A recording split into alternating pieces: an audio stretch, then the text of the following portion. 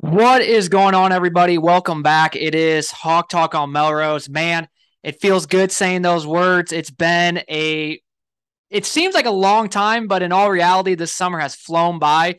The last time we did an episode was back in May, and we pretty much ended that episode pretty much saying, well, see you in a couple months. And it was like, God, as much as I don't want summer to be gone, I knew once we got to today, football season is very, very close. And it sure is. Big Ten Media Days is actually happening as we speak. And got Tyler back. I decided to give him one more year. We renewed his contract. He did a good enough job last year. So welcome back, Tyler. Didn't get a raise, but Yeah, I'll it's take tight the around same here. The salary. budget is tight. I know. What the hell? The sponsors, we're not getting enough ad money. No, Well, like you you like know, you said, man. I was just gonna say real quick, uh just it's crazy how fast time flies. We keep saying it. I think we say it every episode. In the past couple episodes when we've done the ones kind of just randomly when we have had big news in the realm of Iowa football, and yeah. we're always like, man, we need to get back to the consistent, once a week and then twice a week podcast, and here we are. It's crazy. Yeah, it sure was like one of those things throughout the summer where like, should we record another episode when something would kind of come up? But it's like, no, let's just wait till Well, what we said, end of July. It's gonna be here before you know it, and it'll just be that much better. So what's crazy is I feel like this year, and maybe I'm just like not thinking correctly, but it just feels like there's so much going on already. Like in th- not only in Iowa football, but obviously around the college football landscape in general. I feel like there's yeah, just a no, ton to talk about. yeah, there's so many just news. I mean, good and bad. Storyline, yeah, Yep. yeah. You got the gambling situation with Iowa. You have, Northwestern and yesterday Jim Harbaugh. Like, yeah, there's just seems like every day there's something that you could Yeah. definitely talk about. So yeah, we got, a lot in store these next. I always forget, I think we have six more or maybe five more weeks. I think six episodes before the first game, and we have a lot of things that we're gonna go over. We're gonna have some fun. I'm sure Colby will probably join the show at least once or twice before the first game. And so, yeah, I'm really looking forward to it. We'll have one episode out a week up until the first game, and then we'll get back swinging into things two times a week. It's going to be like a full time job. Tyler, you better take some time off for your normal job because man, Because we're again, going I to be ready to go. get paid real well from this one. So yeah, I'll make sure to do that. Yep, no kidding. So, all right, yeah, let's get right to it. Not going to really get too into depth this episode just because we have so many more episodes before the first game. Really, what we're going to do today is just kind of go over the pre-camp depth chart that was actually released today, some other things. We'll talk a little bit about the gambling situation, then we'll get into Northwestern, just kind of have my thoughts there, and then we'll be good to go. So yeah, general recap from last year. I know we kind of talked about this back in December, or no, not December, in May. We talked about who we all got and the offseason a little bit, so I'm not going to really spend too much time there. But really, just from last year. Last year was obviously a very disappointing season, in my opinion. You might have thought differently. I just thought the hype going into last year. Yes, the schedule was a little bit tougher. We had Michigan, we had Ohio State, but we heard nothing but good things going into last year. The offense can be better, and we knew the defense was going to be really good. And to go 8-5, in my opinion, very disappointing. Would you say that? Yeah, I think overall I would agree with that. Just because we've talked about it a million times, but how dominant we had or how dominant our defense was in special teams, obviously. And if Yeah. we just have that mediocre to average offense, I think we can go places. And obviously, yeah, I agree with you. I think it was a disappointment for sure. Yeah, and another thing was like last year too is like all our big games it seemed like were at home besides Ohio State. So that Yeah, was another thing too. You got Iowa yeah, State at home, you had Wisconsin, you had Nebraska, you had Michigan. And last year you really look at it, if we had a better offense, we probably would have gone 10-2. And so that's what's, in my opinion, the most disappointing thing is like, God, if our offense was just a little bit better last year, we would have had a really good season. But the fact that we still had a chance to go to the Big Ten championship game, even though it was such a just annoying year, the fact that we almost made there, but we did lose to Nebraska, which looking back on it, I'm glad we did because we had no right to go to Indy. We were not a good football team. And I mean, our defense was good, but we were not good overall to even step foot on that football field. So I'm glad we, in the long, I never want to lose to Nebraska, but looking back on it, it was probably a blessing in disguise, more than likely. Yeah. And, I think we've talked about it too. It's like, if we would have made it to the Big Ten championship game, would we have, been as aggressive in the portal, or would we have said like, oh, look at, our offense, our offense isn't good, but look what we can do. We still get to the Big Ten championship game. We can win this in this style of football. And I just that essentially happened 2 years ago. Right. And it allowed for last year to be what it was. And I think if we would have made it there, I really don't know if we would have had this sort of what feels like a major roster change on offense, at least, come this year. So I don't know. I can't say to be exact. I would have been very nervous, I think, going into this year again. I think you're right, because in 2021 was very disappointing again in terms of the offense, but we did make it. Right. We did go 10-2. Winning cures all, right? Yep. Oh, well, go ahead. Exactly. Yeah. And go 10-2. But even though it didn't seem like a 10-2 season, because we offensively we were really bad, but we did go 10-2. So yeah, like you said, to the coaching staff, it's like, well, why change things if we're winning? Right. So yeah, there's a million reasons why we went 10-2, but the amount of turnovers that we had were insane that year. A few lucky breaks here and there for our team. It's just not going to happen. And the same, you look at last year, 8-5 compared to 10-2, and defense was still really, really good. Special teams really, really good. Offense was still bad. Well, yeah, you're not gonna win. That's not a style that you're gonna be able to consistently win at. And what's hilarious is I think the defense last year was better than the defense in 2021, even though defense in 2021 was still really good. I thought the defense was better last year. So yeah, you can make that argument. Yeah. So anyways, yeah. So we go into the bowl game, and the only thing I was not really excited for the bowl game at all. It was playing Kentucky, the same team we played in the prior bowl game. But the only thing I was a little excited about was to finally see a different quarterback out there. No Petrus, no Padilla. Finally see Labus. I'm glad that I knew, like, watching that game at that point, we knew Cade already committed. So it would have been one of those things where it's like, I would have felt like, wow, like this guy's going to be our starting quarterback next year. Like, no disrespect to Labus. I don't think he's a bad quarterback, but if you told me right now that, like, let's say we didn't get Cade and like Labus was going to be the starter, I would have serious doubts. I thought he played okay in the bowl game for his first career start. I just don't think he's ever going to amount to anything. So like, I was just glad knowing, well, at least we're going to see that today. And as long as Cade stays healthy, like, hopefully we'll never, we shouldn't have to see Labus at all. Yeah. And again, like that, like you said, that Kentucky game, I mean, there wasn't much to cheer about. Obviously, Kentucky didn't even have their starting quarterback. Will Levis sat out that game. Yep. And it just, a lot of players, obviously didn't play it. It's a bowl game, typical at the end of the year. A lot of players sit out for various reasons or whatever. But yeah, we got a chance to see what we had in Joey Labus, and yeah, I'm not gonna lie.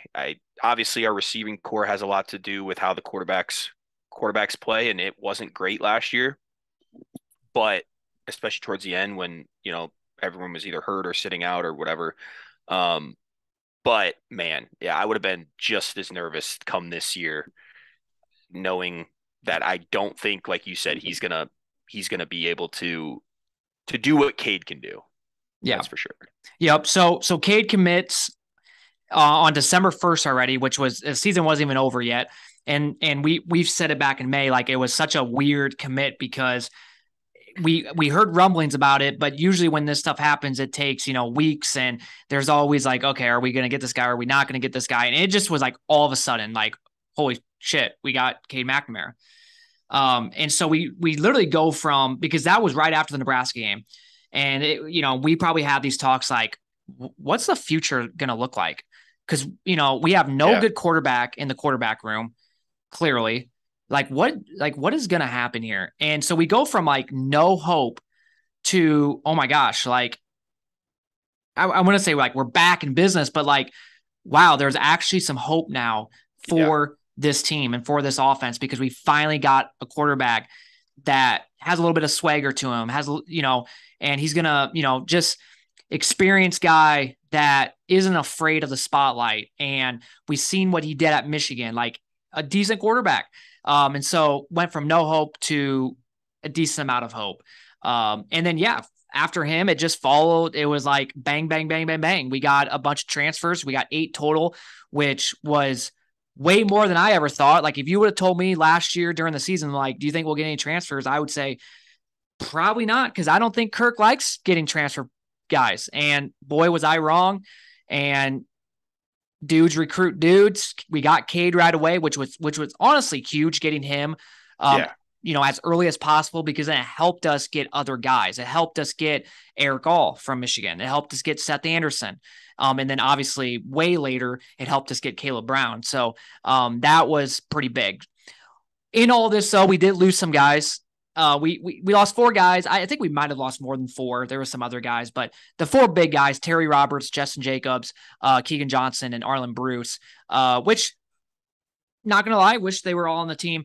We're gonna do a little fun thing right now, though, because I'm curious, Tyler, because I was thinking about this the other day. Out of those 4 guys, rank 1 through 4. So 1 being like, okay, I'm gonna miss this guy the most, / like this guy I think is like the best. Like I'm gonna miss this guy. With 4 being like, not as much. All I'm right. curious to hear what you would have here. This was tough because I mean, out of the 4 guys, you have 2 offensive and 2 defensive. Well, I could easily say both offensive we're going to miss the most because that's what we're really bad at. But Yeah, I'm going to go so starting with number 4, I'll go 4-1 with, the least uh the person yep, that I'm least, going to miss compared to the one that I'm going to miss the most. So, number 4, I'm going to go with Arlen Bruce. I'm not a big fan of Arlen Bruce. I feel like he's had plenty of opportunities to kind of show what he can do like, I just feel like when he gets the ball, he doesn't, he doesn't utilize or maximize his opportunities when he gets the ball. And I know that Wobbly wasn't a ton, but I feel like when he had his opportunities, he didn't maximize them. So a little bit undersized as well. It's just hard in Iowa's offense, I feel like, to succeed with Arlen Bruce. I just never really felt like he fit. So I'm gonna go there at number 4. Number 3, this is hard because man, I'll go Justin Jacobs just because I think our linebackers are really, really good behind him. Um Obviously he was a stud, made a ton of impactful plays. yeah, Um but I'll go him at 3, 2 at Terry Roberts just because I feel like again corner is something that we saw at the end of last year what it looked like when we didn't have a corner. yep, And uh what's his name from Nebraska absolutely torched us. So um I'll go him too. And then number 1, I'll go Keegan Johnson just because I do think Keegan Johnson is a stud.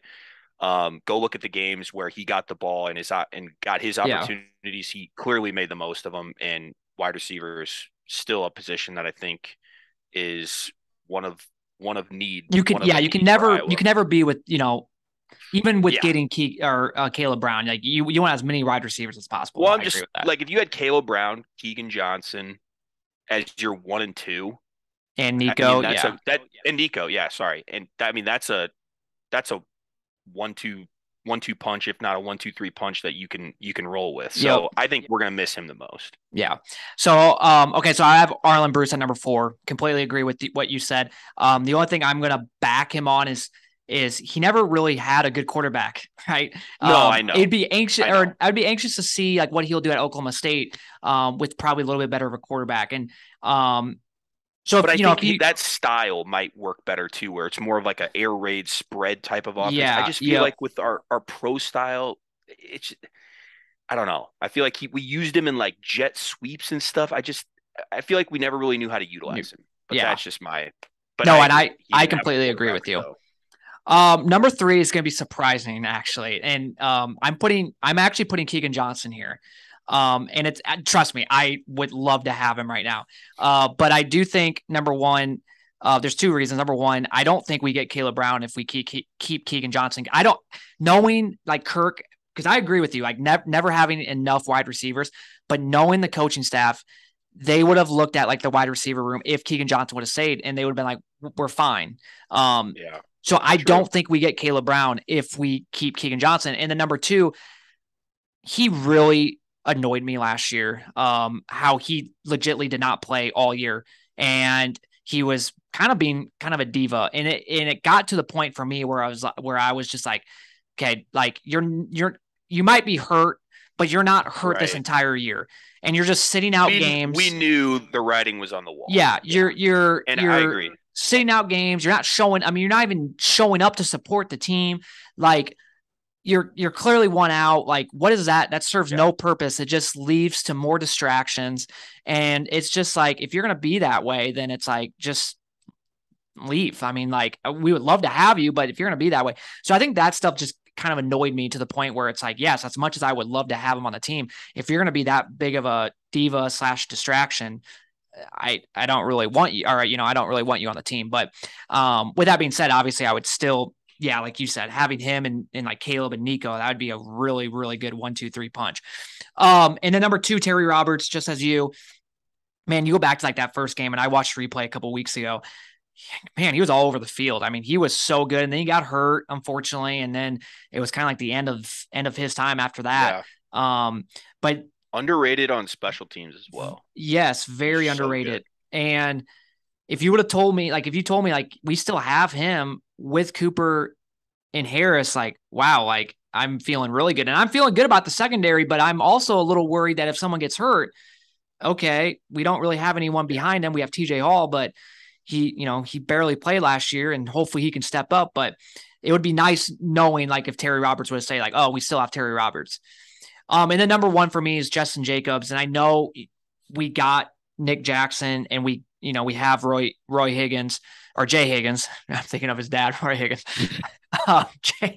Jay Higgins. It would just be Shout nice. out to Roy Higgins on Twitter. Hashtag Higginize. Oh my God. If you don't know, just go look it up on Twitter. That is too funny. Yeah. Roy Higgins like goes off the tongue a lot better than Jay Higgins. But anyways, Oh, back I to agree. Justin Jacobs. So I just think that, okay, so we have 2 positions down with Higgins and with Nick Jackson, but that other one is a little like hairy, kind of like, okay, what are we going to do there? Is it going to be Kyle Fisher? Is it going to be Kyle Shaw?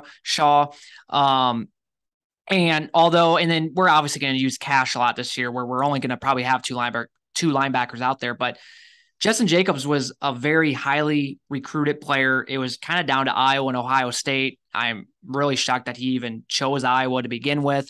We kind of saw glimpses of what he could be, and unfortunately, once again, got hurt.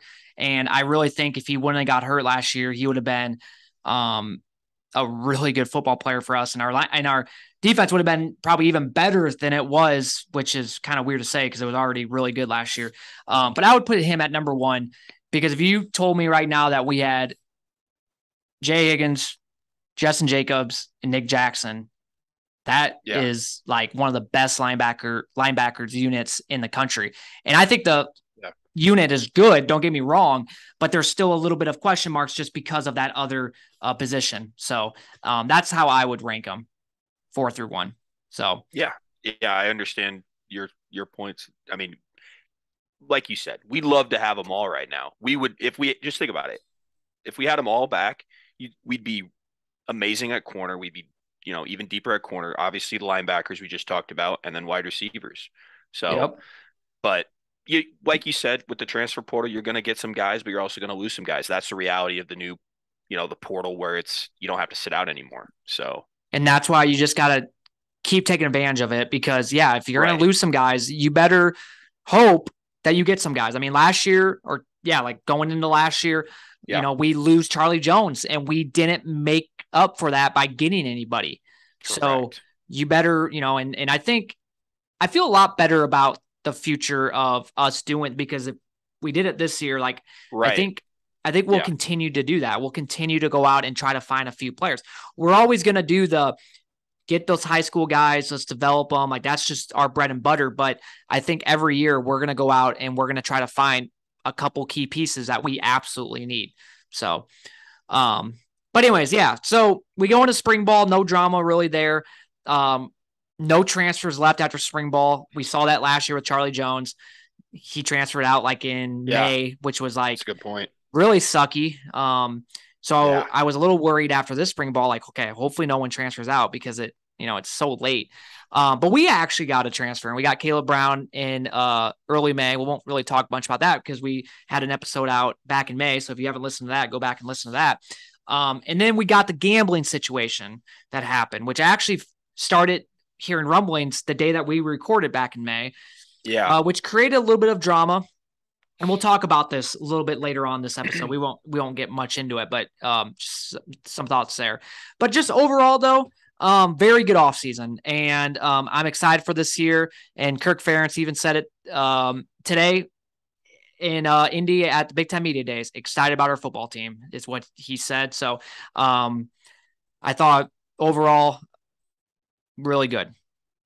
Yeah. I mean, I think, you know, you couldn't ask for a better offseason besides, a few, like you said, a few transfers that left our program and then maybe the gambling situation as well. But I mean, overall, I'm feeling very, very good headed into, we're a month out from the first game. So Yeah, essentially a month. yeah, We're coming up on almost a month out. Yeah.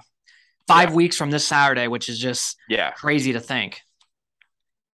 And 4 So weeks from college football starting, which is even more crazier since they yeah. start the week 0. Oh, that's right. But yeah. So yeah, let's switch gears a little bit. Big Time Media Days today. So with that, every year, pre-camp depth chart. It's where everybody loses their mind over what gets released. And I think by now, Iowa fans should know that the depth chart means absolutely Yeah, nothing. Even during the middle of the season, it means like absolutely nothing. yeah. So I don't know why people are freaking out about it. We haven't even put the Well, pads on yet. I was just say you were texting me today.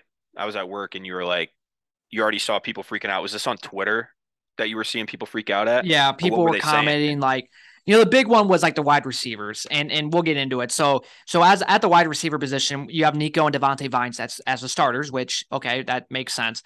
And then the backups here are Reese Osgood, who is a walk on, and then also Alec Wick, who is a walk on. So those are the two backups, and then Jacob Bostic, which I figured he'd be on it. He's a scholarship wide receiver. So you got those two guys, and people are freaking out. Where's Caleb? Where's Seth Anderson? Oh, yeah. And it's like, okay, well, number one, Caleb Brown literally joined the program in June.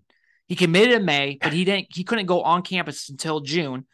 So he hasn't even practiced yet at Iowa. He didn't even go through a spring ball. I mean, there's a reason why like Cade's starting and like Eric All is on the depth chart is because they went through spring ball. Like they Right. and then Seth Anderson, he was there during spring ball, but he didn't play at all because he was hurt. So he Sure. hasn't Yep. played yet. I mean, technically, he hasn't had a practice yet at Iowa. So that's the reason why they're not Yeah. on the depth chart. It's like I don't know why people are freaking out over that. It's like, man, um, like I said before, like they haven't put the pads on yet. They haven't even licked the football field Right. yet. Like it, calm down, people. Yeah, I agree. I mean, like you said, the the depth chart anytime is very kind of like I don't know. I don't read too much into it. It's like No, we're gonna put the best guys out there that are available, right? I mean that I haven't had too too much concern with it. I mean, obviously last year maybe we were talking about the quarterback situation, right? Who is the better quarterback? yeah, That is not even going to be a question that we're going to have this year. So, no, I agree. And like you said, those guys they just got here. They haven't even had a chance to like you said put the pads on. So, once they settle in, once they're able to actually practice come the first week, there won't be too many questions, I don't think. No. So The only thing I was like when I was looking at this, just kind of surprising was I was surprised Connor Colby wasn't a starter, but once again, doesn't mean anything. But just seeing him, I thought for sure he would be 100% clear as a left guard starter. But seeing him on there was not. I mean, because for me, and we'll talk about the offensive line maybe in a later episode, or yeah, like later on, couple episodes from now. But I really think it will go Mason Richmond at left tackle, Connor Colby at left guard, Logan Jones at center. I do think Rusty Feth will start, the transfer from Miami of Ohio, at right guard. And then right tackle is the only position where it'll be either between Dejon Parker, which I think will be, but it could also be someone else as well. So, but right now, Rusty and Dejon are both backups. But once again, both guys that, they haven't really done anything yet. They haven't really practiced much at Iowa. So yeah, they're not going to be starters, but that doesn't mean that they won't start, game one. Another thing too here, like looking at the depth chart, ex tight end Hayden Large is now the fullback, which I really like that. If you're going to use a fullback, why not use a former tight end who has good hands? I was just not a really big fan of Monty Pottebaum. I know a lot of people were.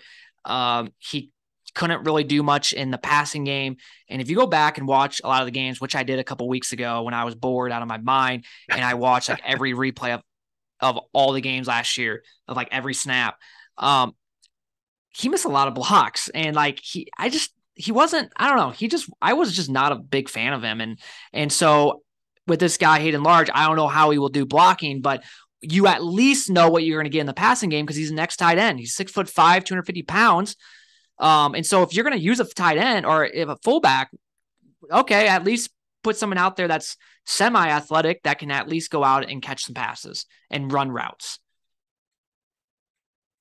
well, yeah, and especially for our offense, where we, like you said, we actually send the fullback out on routes. That's So what, let's yeah. get a guy that's athletic enough that Yep. can not only run the route cleanly, but also, like you said, catch the ball and make plays. Yep. Not just go Exactly. out there and be like a decoy.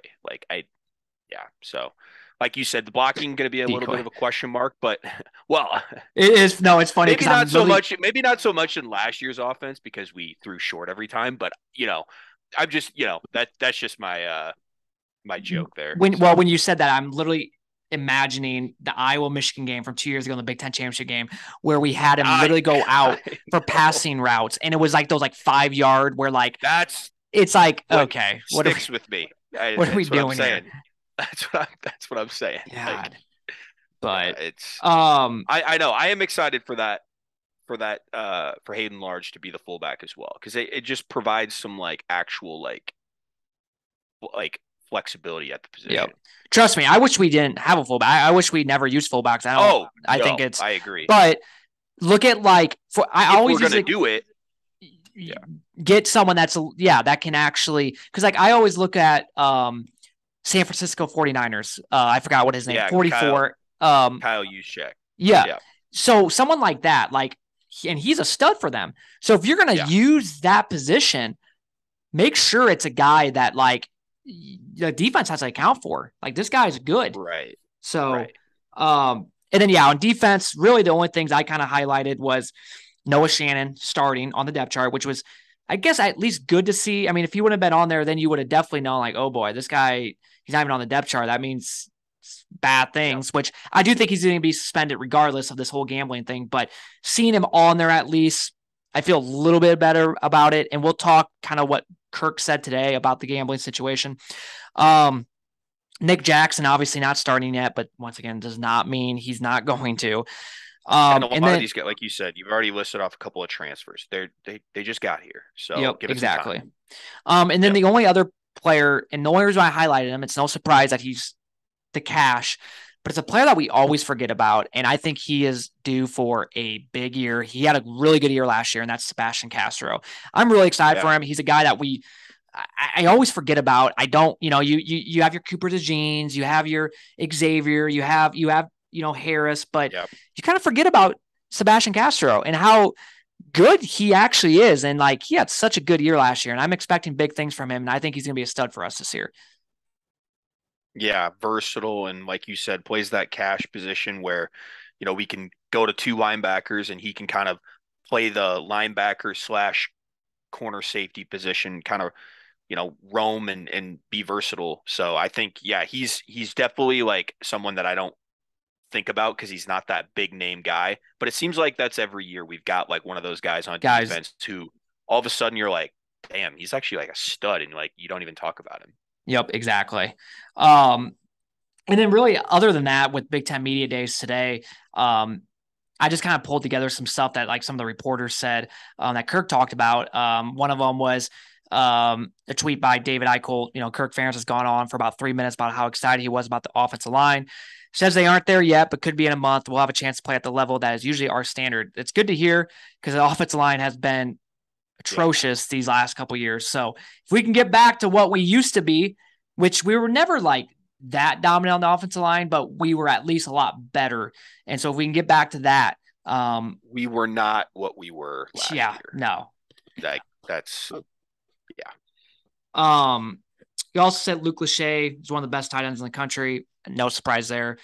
Probably is the best Yeah. tight end in the country, arguably. Him and Eric Gall. I mean, I I'm don't know so if there's a excited better for that duo duo. than those. No, Yeah.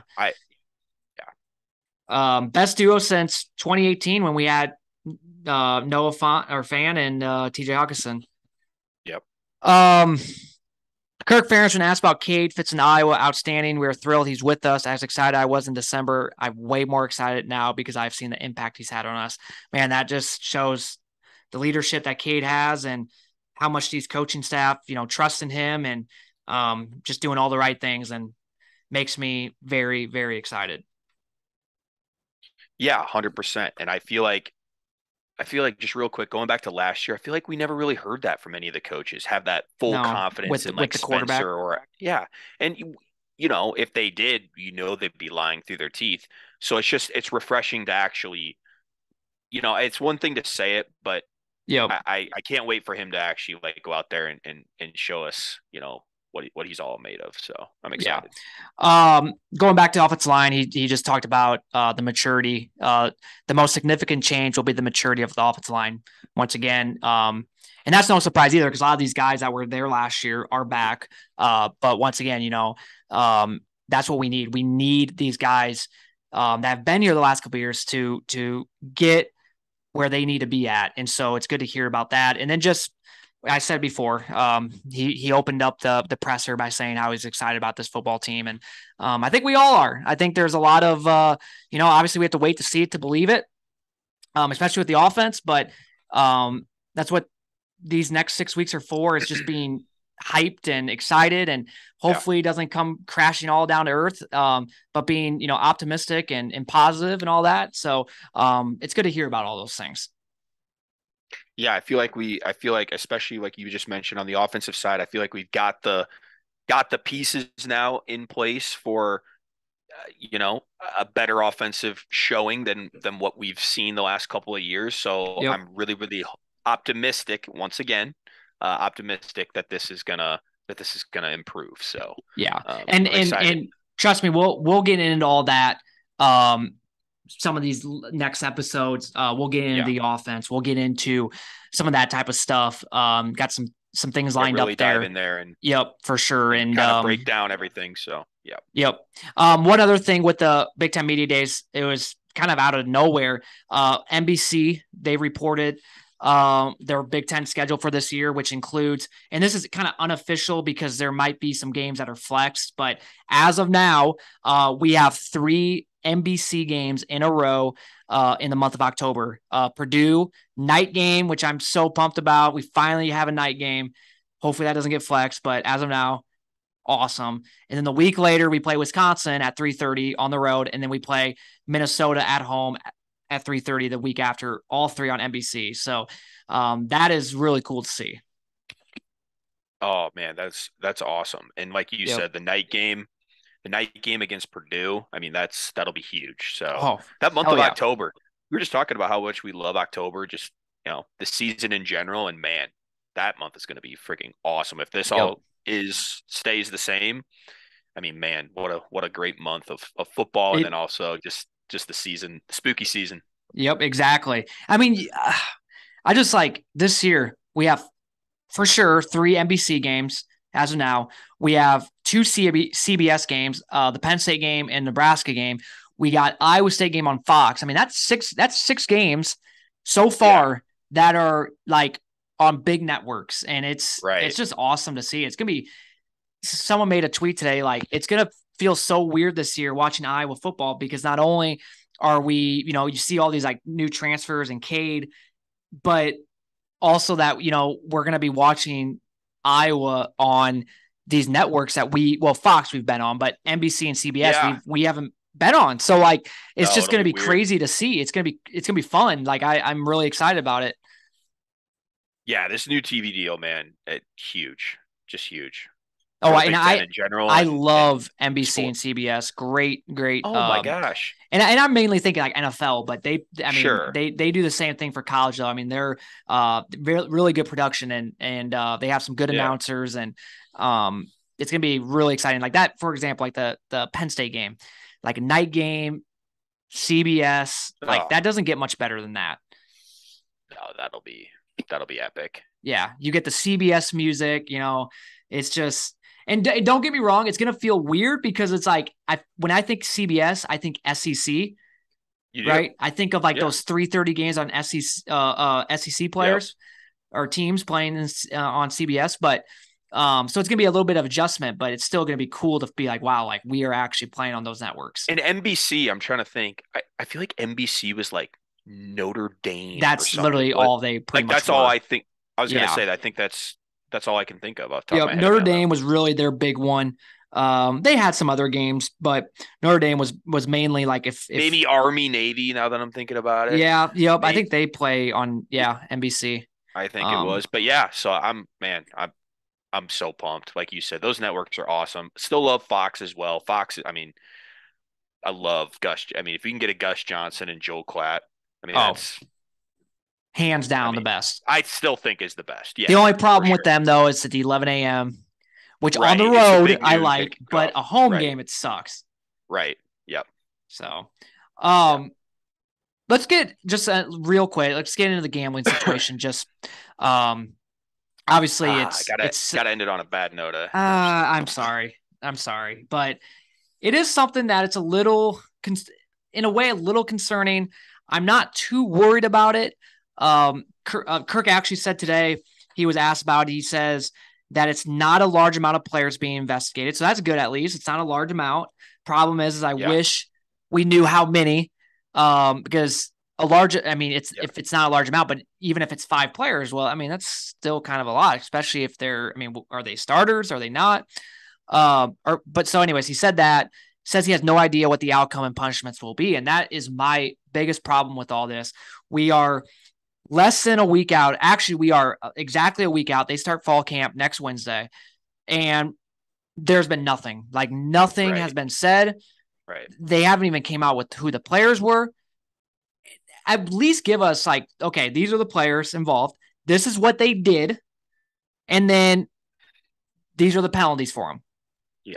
Um, the NCAA they changed the rules of gambling a few weeks ago. It's not as severely punished, especially if you only bet a certain amount and if you don't bet your team or if you don't bet Right. the same sport.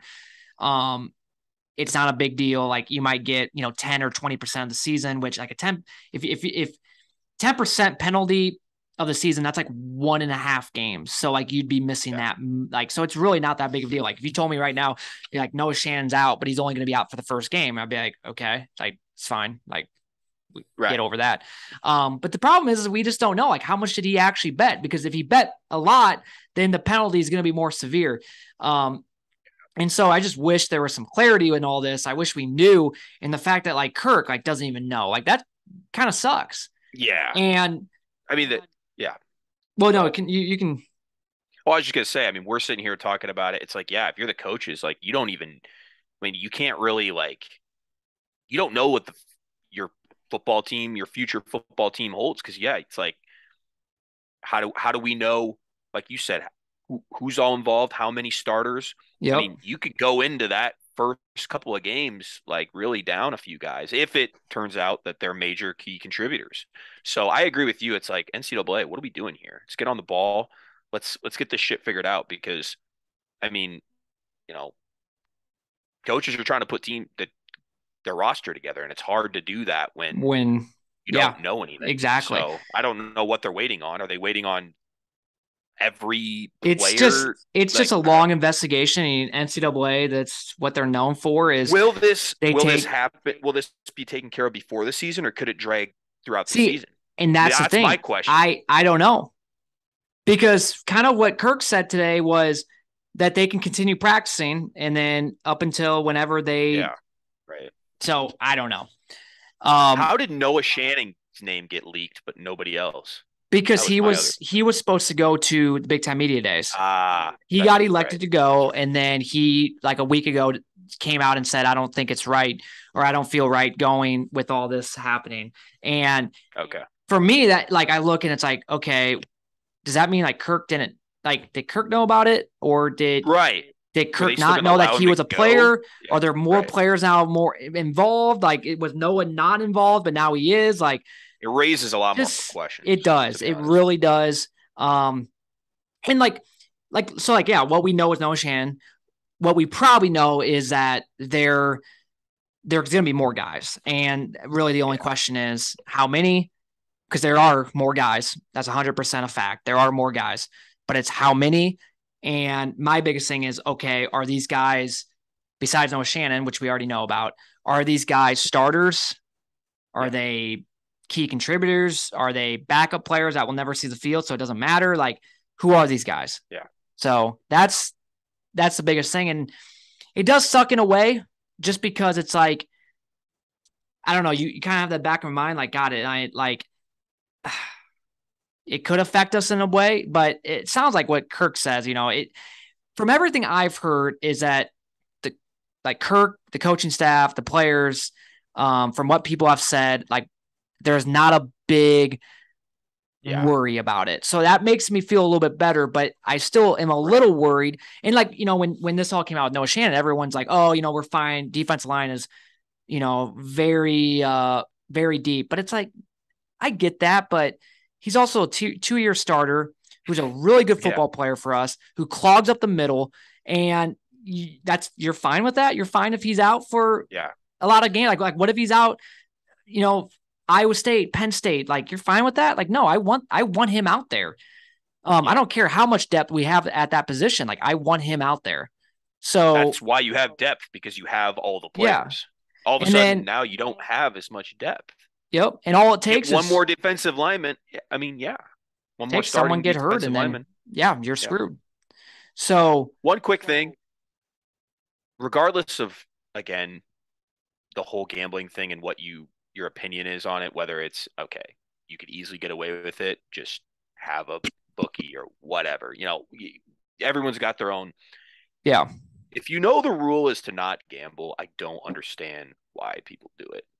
You're gonna get caught. These teams, these leagues, you see it in the NFL.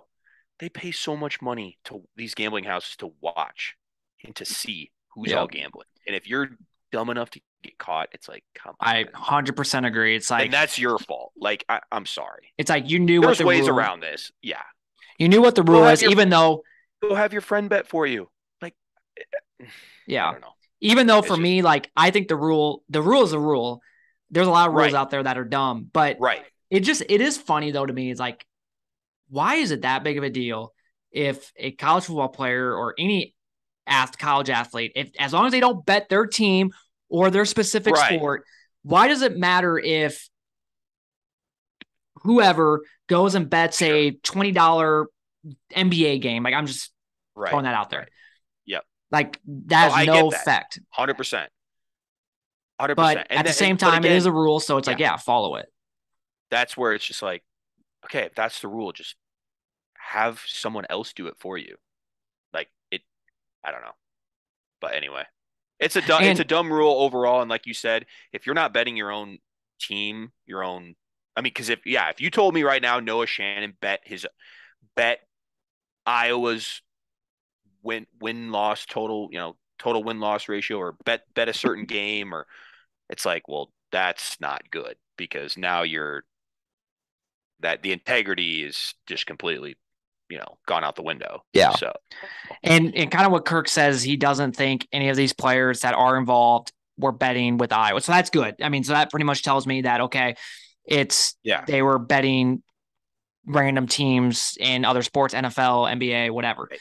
Right. Hell, even if you're betting Right. like the way I think it's not even like, even if like you players like betting a college football game like Alabama, Tennessee, like they have no impact on that. They don't play for those two teams. So why does it matter?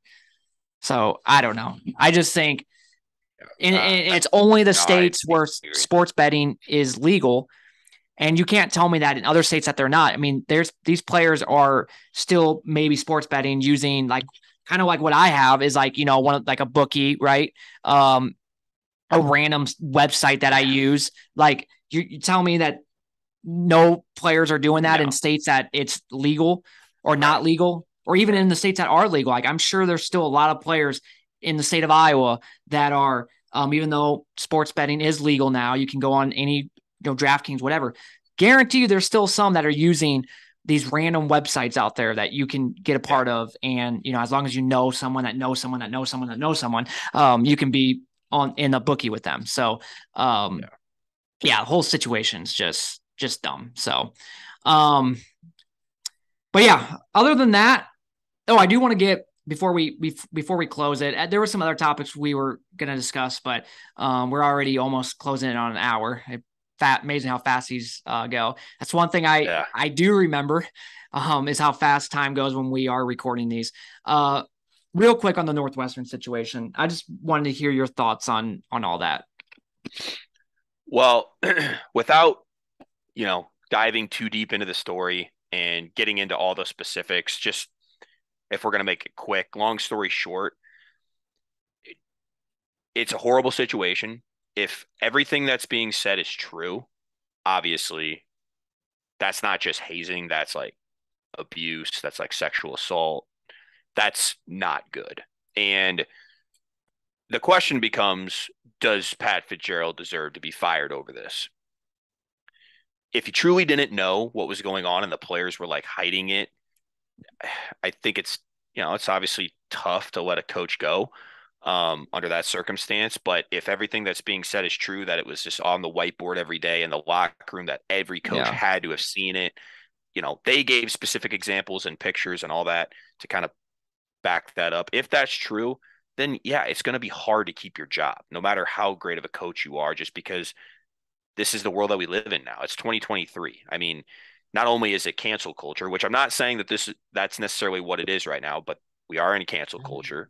We are in a part of life where we take this stuff super seriously. And so I think we were talking about it. It's like it's just so hard it was going to be so hard for Pat Fitzgerald to keep his job with everything coming out. The one thing I will say real quick too, how the assistant coaches are going to still be on the team next year is outrageous to me. You're going to go and fire Pat yeah, Fitzgerald, which I'm not saying that I agree or disagree with, but then every assistant coach that was probably around players, individual players, more than the head coach, because the head coach has to be yeah. everywhere. That's ridiculous to me. Yeah, I I think was very like I was very kind of like surprised by that. shocked. And Yeah, so I disagree with that part of it 100%. You know, at first it was 2 week or 2 week suspension for yep, two him or something weeks like that.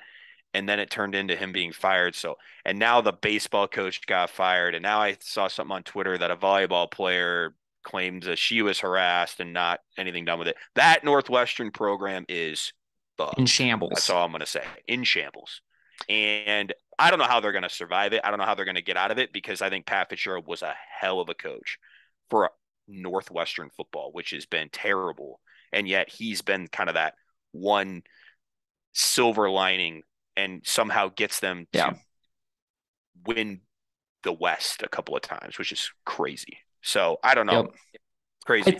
I think the whole situation, and I agree. If all this did happen, and we don't know yet if it, it's all allegations. Like we don't know yet. It's going to go through the courts, blah blah blah. But I think what made the decision that much easier for them to fire him, and once again, like yes, like all this was bad. Like it should be, if this was true, 100% fire. But what made the decision even more fast was in my opinion, was the play on the field the last 2 years. Um, you go back to 2021, they were Yeah. 3-9. And then last year they went 1-11.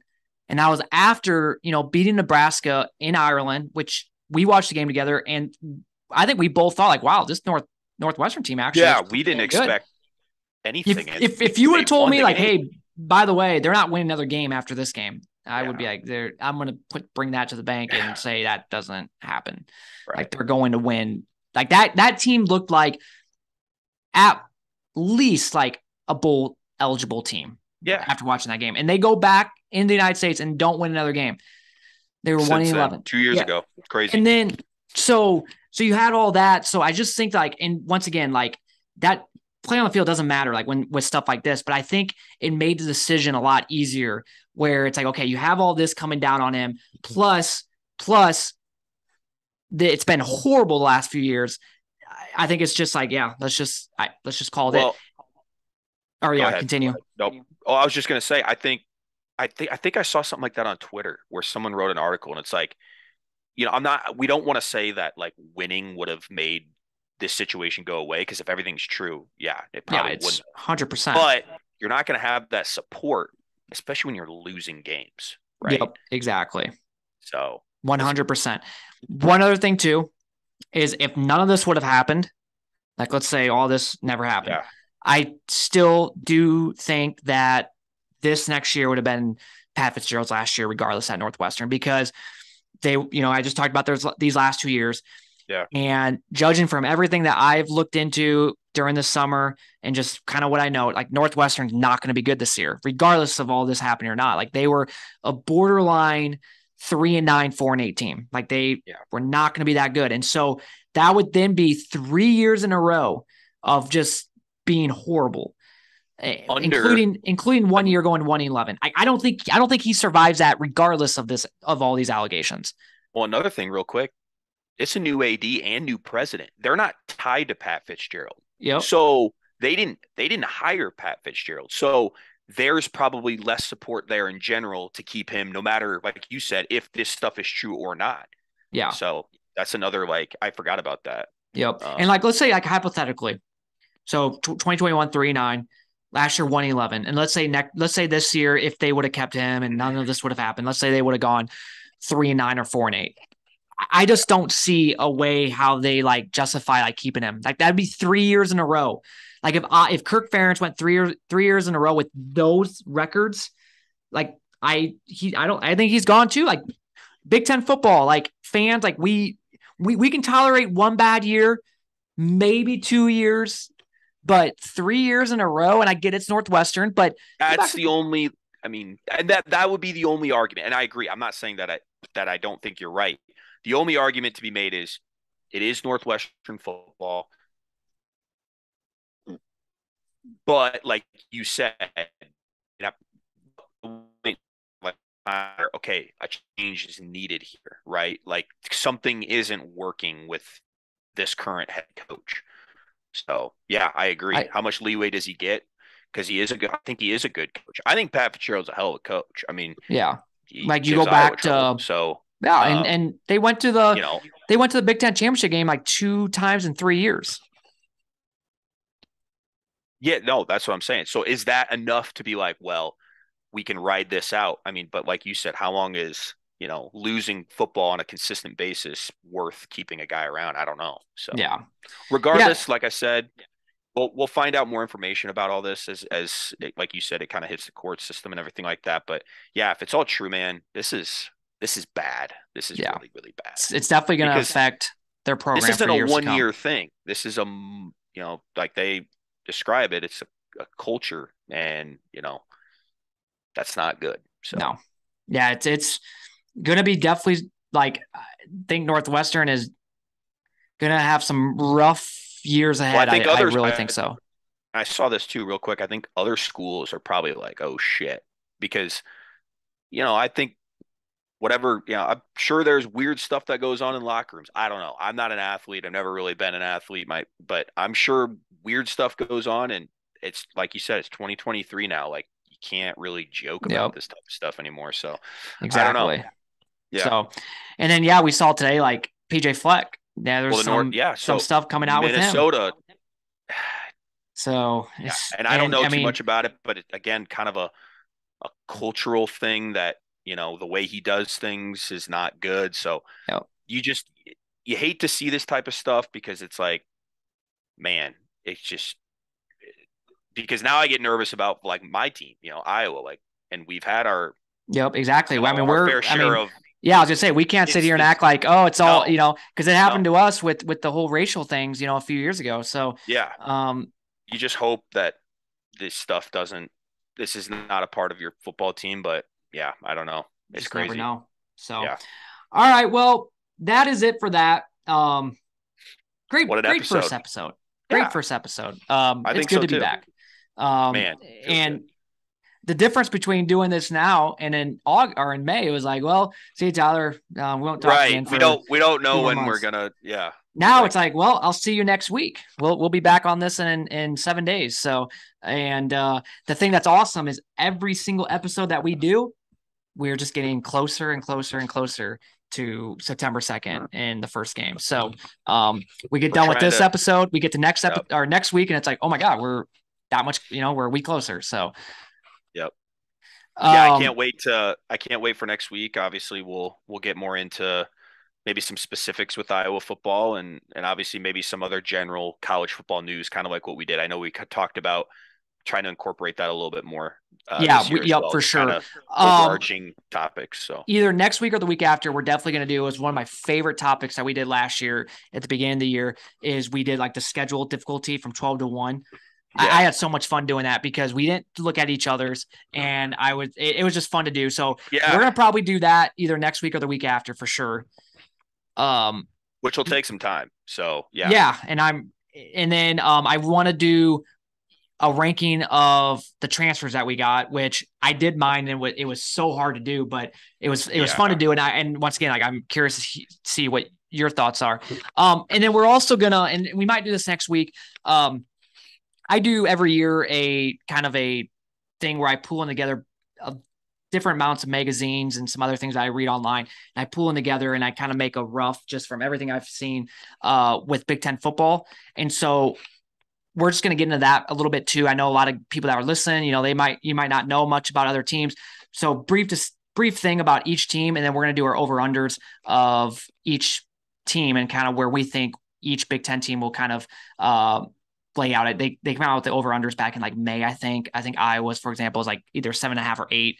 So we'll do like over unders for that. So we'll do that maybe next week as well. I don't know yet. But all I know to look is forward to. a That's all lot I to look know. forward to, a lot of things in store for us. So, well, Tyler, that will do it for this episode. Thank you guys for listening. As always, we'll be back next week and go Hawks.